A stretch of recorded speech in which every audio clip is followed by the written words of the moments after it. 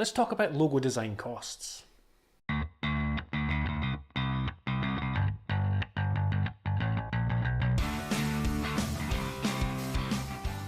Hey, how's it going? Today we're going to talk about logo design costs. Now this is a video that I've been putting off for quite some time because I wasn't sure how to approach the subject.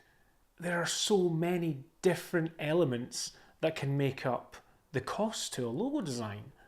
Where do you start? Well, I think the best place to start is for me to focus on how I charge for logo design. That way that gives you an idea of how other logo designers who do have a similar process and a way of pricing logos will interact with you if you're looking to have a logo designed. So the first thing to say is that I can't tell you straight off the bat how much your logo is going to cost. Now, if you have a look at my website, I do have a logo and branding package page. And what that does is that gives two sets of pricing, a lower end and a higher end, with different elements in each package showing what you'll get for that price.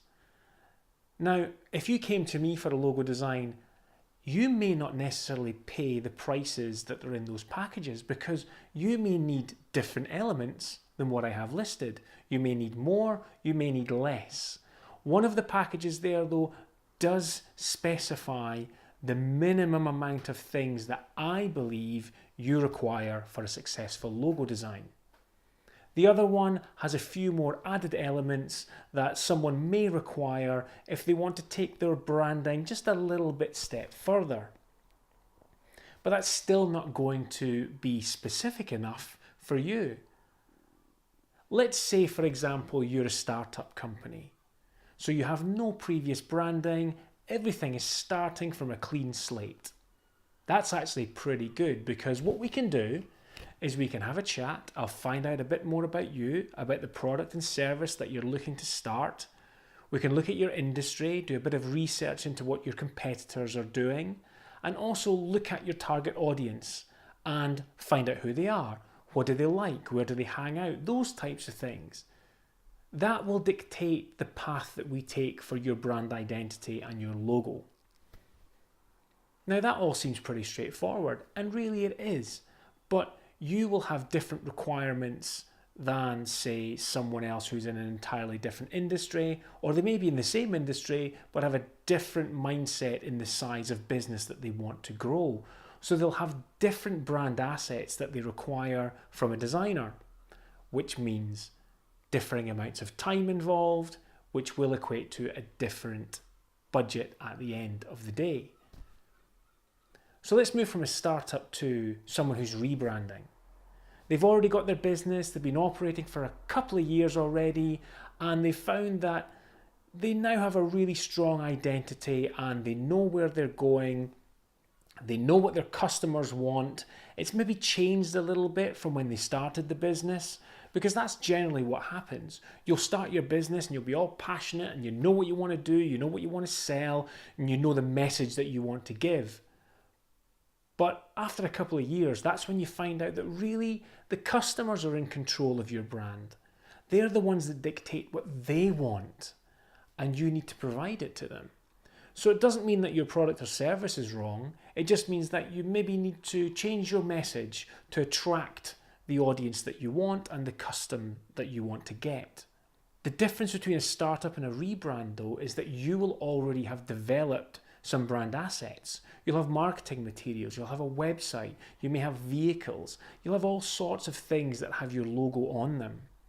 So what we're going to have to do is we're going to have to do all of the things that we do with the startup.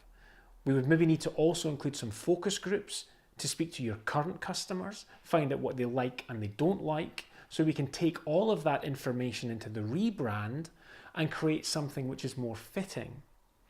But then we will need to apply all of that to your current brand assets and your marketing materials. So that could be a fairly lengthy job. You may not have many things, you may be quite a lean business in terms of brand assets, but you may have built quite a large company, and so we need to look at that.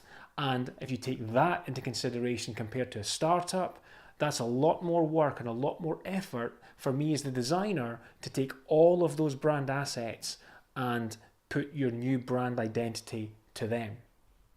So you can see that I can't actually say to you the moment you come to me and say, hey Carl, we're looking to get a new logo designed. How much is that going to cost me? How long's a piece of string, as the saying goes? I need to find out a lot more information from you about what you want, what you need. Do you have an existing brand? Do you have any existing assets? All of that will come together in terms of time, which I can then look at and give you an overall fee for the design project. Another thing to say is that you should go into a logo design with an investment mindset. Your logo is a large investment in your business. It should last you for 5, 10, possibly even 20 years. So whatever you're charged at the start, you need to look at that as an investment fee into growing your business. If you break that down over 10 years, 20 years, and what each customer will cost, what a sale will give you, it's not going to be as scary when the designer gives you the fee for the logo design, because you'll be able to look at it as an investment across your brand over many years and see how it will help you to grow your business. If you go into logo design with a cost mindset, your branding isn't going to be as successful, because going into it with a cost mindset is not the open mindset that your designer will need from you. You may have quite a complex brand identity, which by creating sub-brands will make it easier for your customers to look at your services and products. Now, creating sub-brands will obviously require more time, which means the fee will be larger. If you have a cost mindset and you're just looking at money rather than looking at what these sub-brands will do, chances are you'll tell your designer not to bother and just stick with the one logo. If you were of an investment mindset, you could see the benefits of the sub-brands and you would more likely give the go-ahead so that it's all done properly at one point. Now, of course, I haven't mentioned the other logo design services which are out there. There's Fiverr, there's competition type sites like 99 Designs, and you've also got off-the-shelf logo stock websites. Now, that's an entirely different area compared to working with a professional brand designer, and I will do another video which talks about each of those different segments, Fiverr, 99 Designs, stock sites, and we'll go into the pros and cons of choosing to use those. Right now though, I hope that this video has been a good insight into why logo design really isn't an exact science when it comes to giving you a specific fee. It does depend. It depends on what you need, what you want your brand to do. I hope you've liked the video. Give it a thumbs up if you can, subscribe to my channel, and please share it to anyone you think might find useful. Until I see you next time, stay creative.